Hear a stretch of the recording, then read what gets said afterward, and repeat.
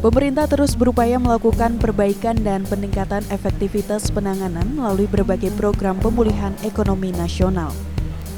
Salah satunya melalui program pemberdayaan usaha mikro kecil dan menengah UMKM untuk peningkatan ekonomi melalui fasilitas kepabeanan.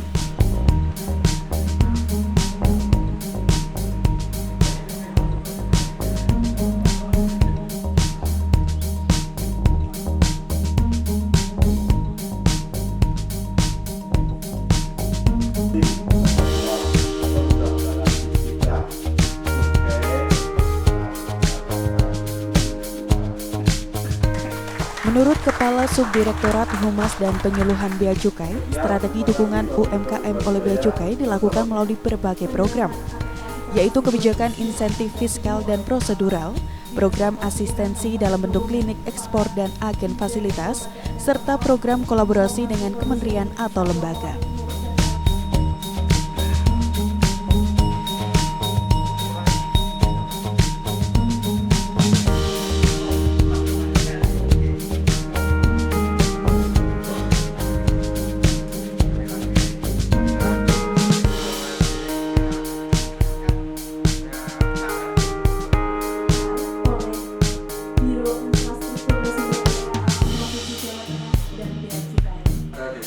Saya dari Biro Infrastruktur Sumber Daya Alam Desa Provinsi Jawa Tengah, Semarang.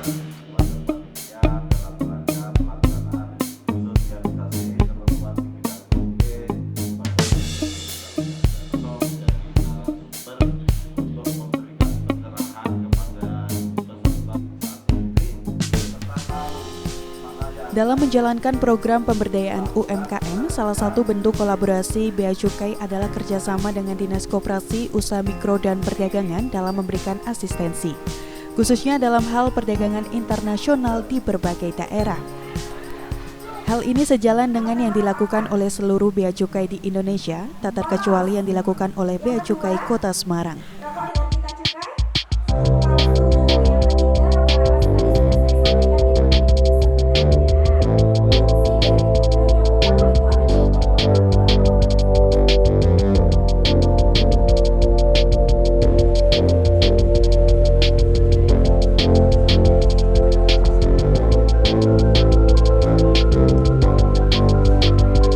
Pada hari Selasa 30 Mei 2023, bertempat di KUD Plongkowati Timur, Desa Kemeloko, Kecamatan Godong, Kabupaten Grobogan, Bea Cukai Semarang menghadiri acara sosialisasi ketentuan di bidang cukai yang diadakan oleh Dinas Koperasi dan UKM Kabupaten Grobogan.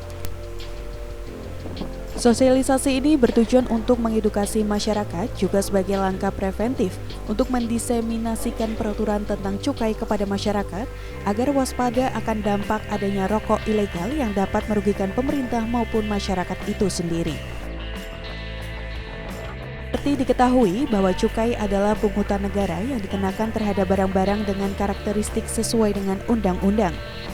Sebab peredaran rokok ilegal dapat menyebabkan kerugian negara karena kebocoran penerimaan negara dan persaingan dagang yang tidak sehat karena adanya kesenjangan harga.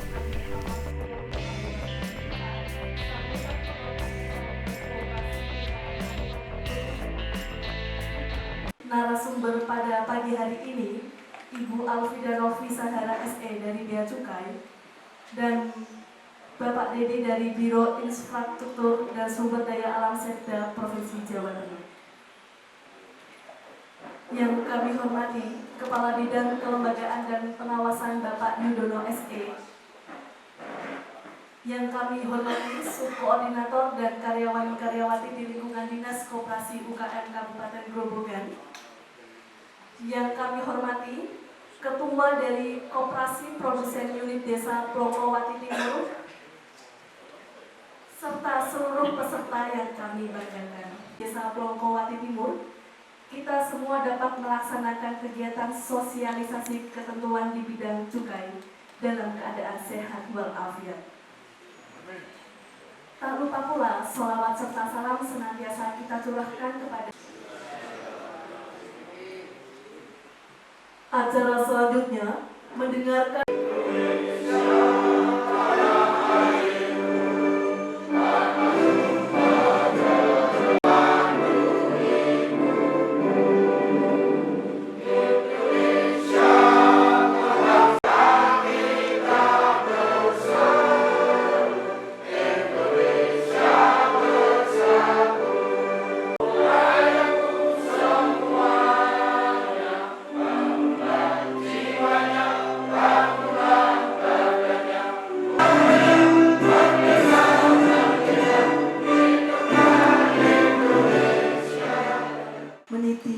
selanjutnya doa yang akan dipimpin oleh Bapak Ridho Adi Trianto.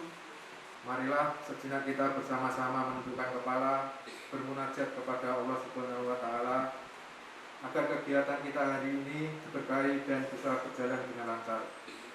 Izinkan saya memimpin kita dengan acara agama Islam.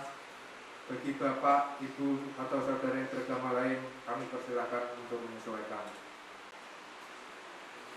Acara selanjutnya, sambutan pengarahan Kepala Dinas Koperasi UKM Kabupaten Grobogan, sekaligus pembukaan acara sosialisasi ketentuan di bidang cukai. Kepada Bapak Dr. Andes Kasat Anwar FM. Acara sosialisasi dibuka oleh Kepala Dinas Koperasi UKM Kabupaten Grobogan Kasan Anwar dan dihadiri oleh narasumber dari Bea Cukai yakni Alfida Novi Sahara, Biro Infrastruktur dan Sumber Daya Alam DBHCHT Emmanuel Dedi Kristianto, Kepala Bidang Kelembagaan dan Pengawasan Yudono, Subkoordinator dan Karyawati, anggota koperasi, pedagang kelontong, serta masyarakat di sekitar KUD Plongkowati yang bergerak di bidang usaha kecil menengah. Pertama-tama marilah kita panjatkan puji syukur kehadirat Allah Subhanahu wa Ta'ala, Tuhan yang Maha Kuasa. Berkat limpahan taufik dan hidayahnya kita masih diberikan kesehatan sehingga kita bisa memenuhi undangan daripada panitia dalam rangka pelaksanaan sosialisasi ketentuan di bidang cukai pada pagi hari ini dalam keadaan sehat walafiat, tidak kurang suatu apa. Untuk yang beragama Islam, salawat salam senantiasa kita sampaikan kepada junjungan kita Nabi Agung Muhammad SAW yang selalu kita nantikan pertolongannya minat dunia katal akhirah, amin Allahumma amin. Bapak Ibu yang kami hormati, terutama kami ucapkan terima kasih kepada Bu Novita maupun Pak Dedi yang sudah kerso menjadi narasumber untuk memberikan pencerahan kepada peserta sosialisasi pada pagi hari ini, terutama yang berkaitan dengan cukai, karena cukai ini sangat besar sekali manfaatnya dan merupakan sumber pendapatan negara. Jadi kalau tidak dikelola dengan baik, tidak dilakukan pengawasan, nanti pendapatan negara juga akan turun. Kalau pendapatan negara turun, otomatis juga tidak ada pembangunan yang lebih besar lagi. Karena memang cukai, terutama cukai tembakau ini sangat besar peranannya. Kalau kita tahu bahwa APBD Kabupaten Kudus itu terbesar sumbernya adalah dari cukai rokok, sehingga Kudus itu hampir semua infrastruktur jalan bagus yang jalan kabupaten, sedangkan jalan provinsi maupun jalan negara itu memang urusan dari pemerintah provinsi maupun pemerintah pusat. Untuk kabupatennya sendiri sudah bagus. Sementara kita hanya kebagian sedikit karena memang petani tembakau kita agak sedikit. Nang kayak apa itu sumbernya juga sedikit kok jaluk akeh ini yo. Ketoknya rapat makro. Tapi yang jelas kita juga kecipratan dana itu.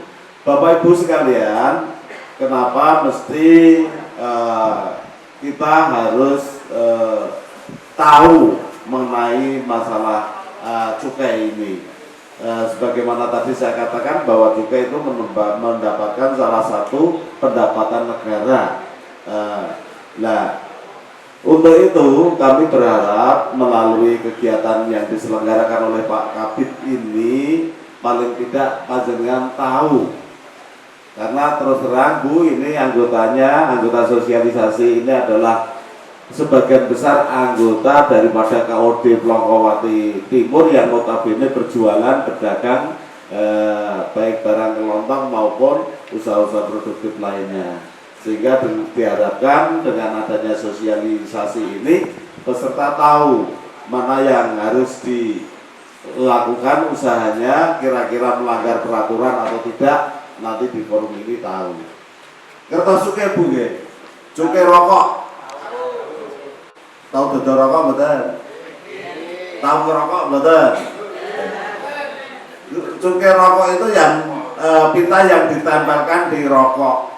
Kalau dibungkus rokok itu ada pita cukainya, berarti perusahaan atau produsen rokok itu sudah membayar pajak pada negara. Nek nak rokok polosan itu sing mboten wonten pita cukai rokok niku berarti mereka belum membayar pajak. Nah, pajak itu biasanya dibebankan ke perusahaan, namun cukainya dibebankan kepada perokoknya. Perokoknya. Mula rokok sing ada pita cukainya dan rokok yang polosan itu beda. Kira-kira luwih larang di larang yang ada cukainya, karena perusahaan harus membayar pajak sehingga dia juga menaikkan harga rokoknya. Beda dengan rokok polosan. Nah, kenapa ini perlu kita sampaikan kepada panjenengan semua? Tujuannya adalah untuk satu, menjaga peredaran rokok itu supaya tidak marak atau besar-besaran. Yang kedua, untuk mengendalikan populasi orang merokok itu juga ada batasannya. Karena rokok digawe murah, CSD rokok ngoten niku pun pantes napa dereng.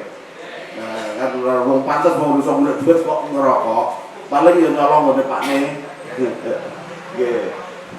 Biar ada batasan peredaran rokok. Salah satunya gitu.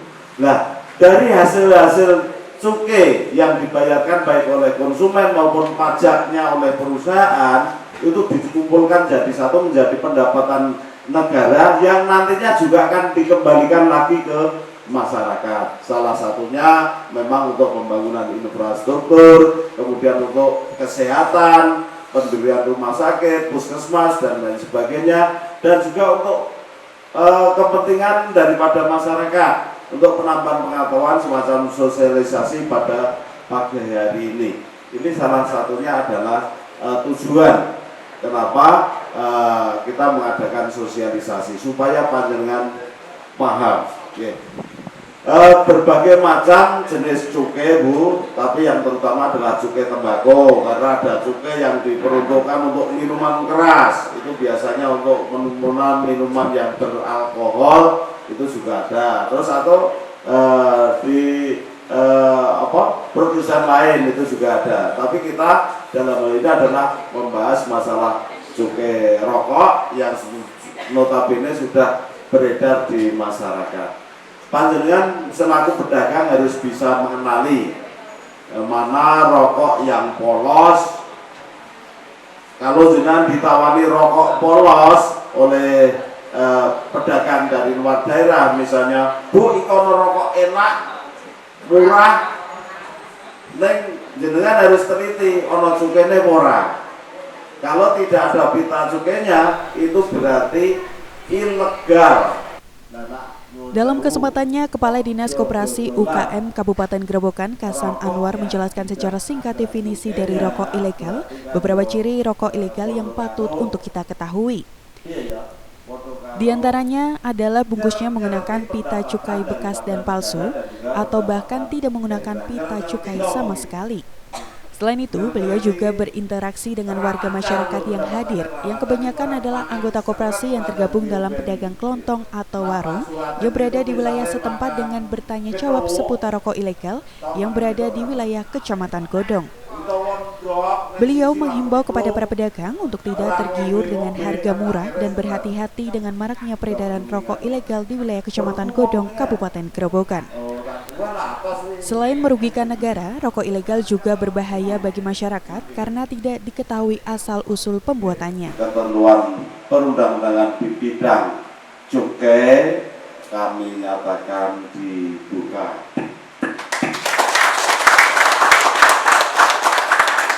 Sekian, terima kasih. Wabillahi taufiq wal hidayah. Wassalamualaikum warahmatullahi wabarakatuh. Oleh Biro Infrastruktur dan Sumber Daya Alam Provinsi Jawa Tengah dan Bea Cukai. Dan narasumber kedua dalam kesempatan tersebut adalah Immanuel Dedi Kristianto selaku Sekda Biro Infrastruktur dan Sumber Daya Alam DBHCHT.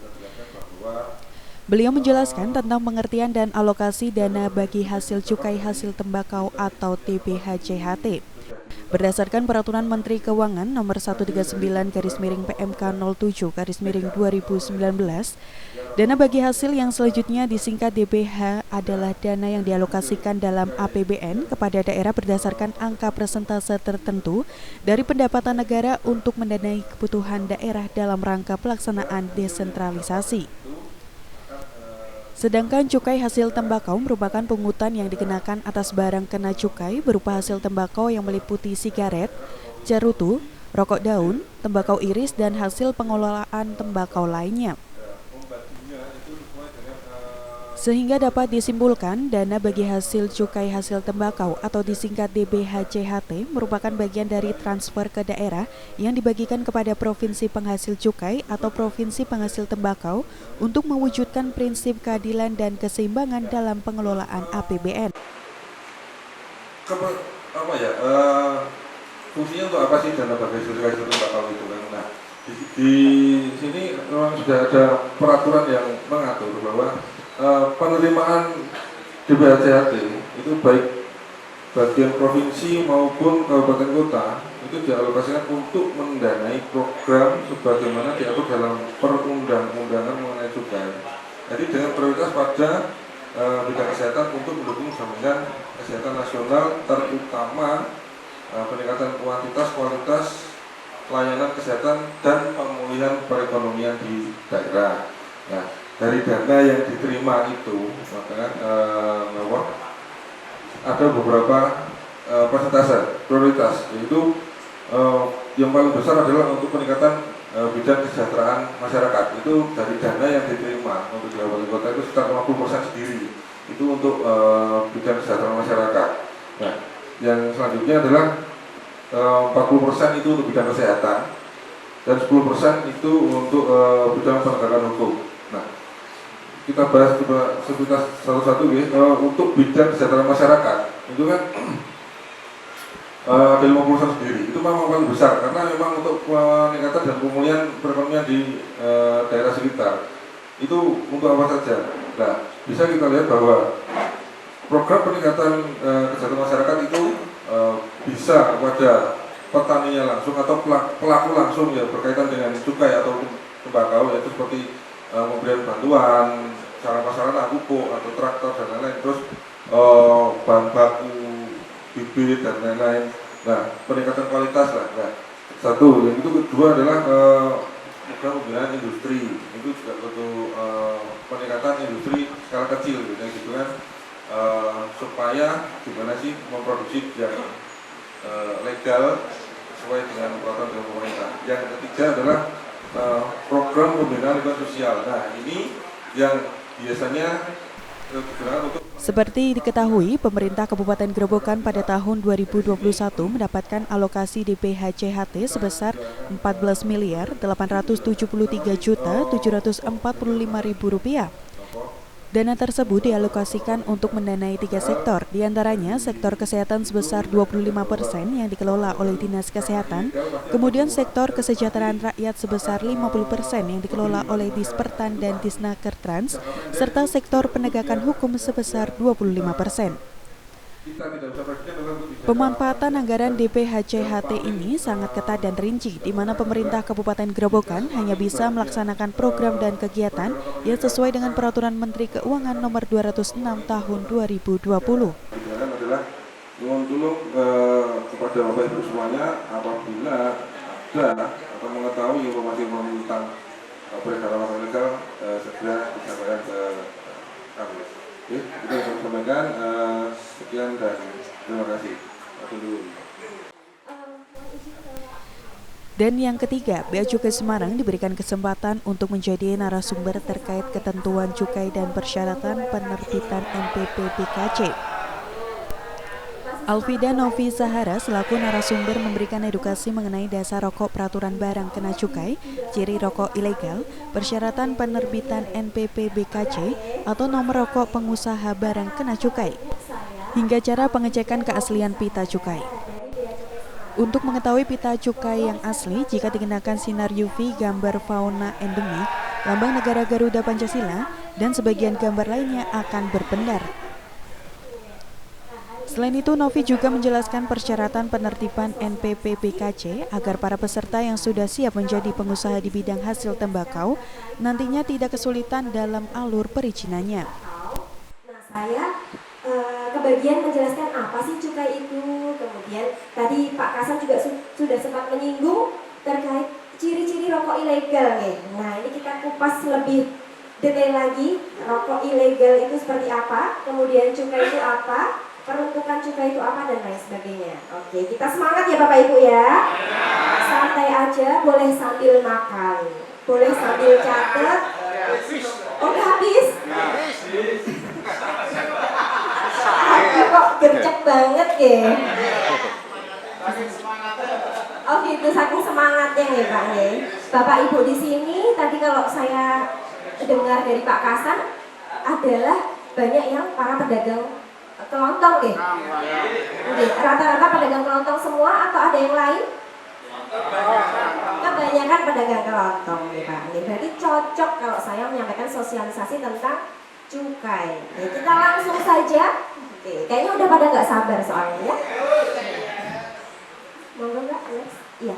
Ini ketika kita berbicara tentang cukai, ada dasar hukumnya nih Bapak Ibu, yaitu di Undang-Undang Nomor 11 Tahun 1995 sebagaimana telah diubah dengan Undang-Undang Nomor 39 Tahun 2007, yaitu mengatur tentang cukai. Kemudian ada Undang-Undang Nomor 7 Tahun 2021 tentang harmonisasi peraturan perpajakan, dan ada Surat Edaran Nomor 7 Tahun 2002 tentang penyelesaian pelanggaran bagi pabrik yang melekatkan pita cukai yang bukan peruntukannya. Selaras tadi sudah saya sampaikan ya Bapak Ibu. Novi menghimbau bagi para penjual-penjual warung kecil yang mungkin karena ketidaktahuan dari aturan terkait pelanggaran cukai untuk lebih berhati-hati dan selektif untuk tidak menjual rokok polos, rokok ilegal, rokok bercukai palsu, rokok bercukai bekas.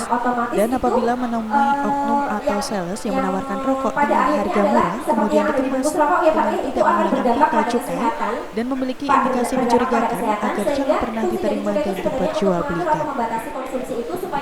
Diharapkan masyarakat berperan aktif dan tidak ragu untuk melaporkan ke aparat penegak hukum apabila melihat dan mengetahui adanya indikasi pelanggaran di bidang cukai. Karena adanya peningkatan cukai, pasti akan semakin marak rokok ilegal nih Pak nih. Karena rokok ilegal itu, jadi sebenarnya ini Pak, mau harga rokok, mau cukai setiap tahun naik atau tidak, rokok ilegal itu selalu ada Bapak Ibu. Nah gitu, coba sekarang bayangkan Bapak Ibu, ketika cukai rokok ini kan tidak setiap tahun naik sebenarnya nih Pak nih. Dan yang naik pun hanya sigaret kretek mesin.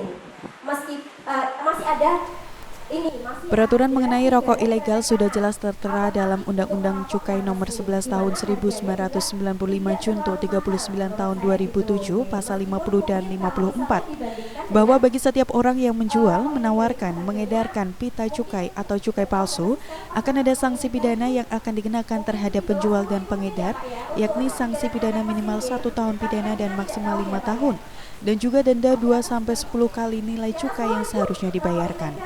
Lah, rokok ilegal 5.000. Oke. Yang pertama, ciri-ciri rokok ilegal. Mohon disebutkan. Tunjuk jari dulu, terus masuk ke depan. Dari sini jawabnya. Ayo Bu. Darah baku. Darah baku. Monggo Bu di sini Bu dengan ibu siapa? Warga yang ingin melaporkan peredaran rokok ilegal juga bisa menghubungi kantor Bea Cukai Semarang, yaitu melalui telepon 024 764 30205 atau melalui akun Instagram Bea Cukai Semarang @beacukai_semarang. Jenis-jenis hasil tembakau tadi sudah kita sebutkan, sudah kita bahas bareng-bareng. Ada yang dilinting pakai kertas, ada yang dilinting pakai daun tembakau, ada yang dilinting pakai klobot. Nah, Ibu sebutkan jenis hasil tembakau yang dilinting menggunakan kertas tadi namanya apa Bu? Wih, betul, sigaret. Contohnya seperti ini ya, sigaret nih. Assalamualaikum warahmatullahi wabarakatuh. Saya Alfida Novi Sahara dari Bea Cukai Semarang. Hari ini kami diundang oleh Dinas Koperasi dan UMKM Kabupaten Grobogan untuk memberikan sosialisasi ketentuan di bidang cukai yang bertempat di KUD Plongkowati Timur, Kecamatan Godong, Kabupaten Grobogan.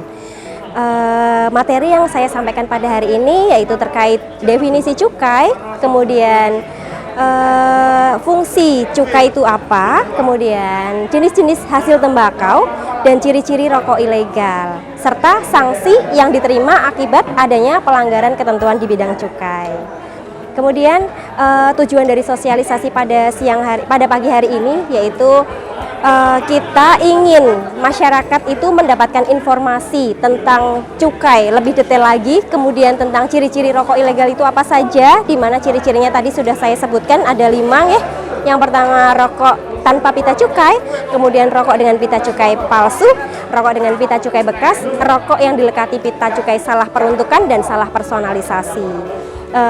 Diharapkan dengan sosialisasi pada hari ini masyarakat lebih memahami dan mengetahui fungsi dari cukai, kemudian mengetahui ciri rokok ilegal supaya tidak ada lagi yang menjual atau membeli rokok ilegal, karena kan audiensnya berasal dari para pedagang kelontong yang ada di sekitar Kecamatan Godong gitu. Sudah banyak mendapatkan ilmu. Yudono selaku Kepala Bidang Kelembagaan dan Pengawasan Dinas Koperasi dan UKM Kabupaten Grobogan mengungkapkan sosialisasi ini bertujuan sebagai edukasi penting bagi warga masyarakat yang memiliki usaha kecil agar mengetahui dan berhati-hati untuk tidak menggunakan rokok ilegal serta memperjualbelikan rokok ilegal di pasaran. Kemudian juga ada tetangga. Beliau berharap ke depan tidak ada lagi rokok ilegal di Kabupaten Grobogan. Menurut Yudono, kegiatan ini tidak hanya berhenti di sini saja, melainkan akan ada di 12 lokasi berbeda, mulai dari Dinas Koperasi hingga UKM di seluruh wilayah Kabupaten Grobogan. Bapak Ibu sudah. Ya, kami dari Dinas Koperasi UKM Kabupaten Grobogan yang mempunyai tugas yang satu di bidang perkoperasian, yang kedua di bidang UKM. Kaitannya dengan cukai ini, yang pertama bahwa kita di Dinas Koperasi menginginkan agar cukai tembakau ini ataupun rokok ilegal yang ada di Kabupaten, rokok ilegal harus kita pertahankan di Kabupaten Grobogan. Jangan sampai ada rokok yang ilegal. Jadi kami di Dinas Koperasi mempunyai tugas ke koperasi maupun ke UKM. Jadi yang kita undang adalah anggota-anggota koperasi yang memiliki usaha warung, kemudian UKM ini agar tidak menggunakan, yang pertama tidak menggunakan rokok ilegal, yang kedua tidak menjual rokok ilegal. Nah, ini tujuan dari Dinas Koperasi. Kemudian yang selanjutnya kami berharap ke depan ini tidak ada lagi rokok ilegal di Kabupaten Grobogan. Dengan dilaksanakannya berbagai kegiatan mengenai pemberantasan rokok ilegal, baik melalui sosialisasi, pengumpulan informasi, dan berbagai tindakan preventif yang dilakukan, diharapkan dapat meningkatkan pemahaman masyarakat mengenai ketentuan cukai dan rokok ilegal. Sehingga tidak hanya bea cukai yang gencar mengatasi peredaran rokok ilegal, akan tetapi seluruh elemen masyarakat juga ikut serta mendukung gerakan gempur rokok ilegal dengan tidak menjual, mengedarkan, dan menggunakan rokok tidak bercukai atau ilegal yang berada di pasaran.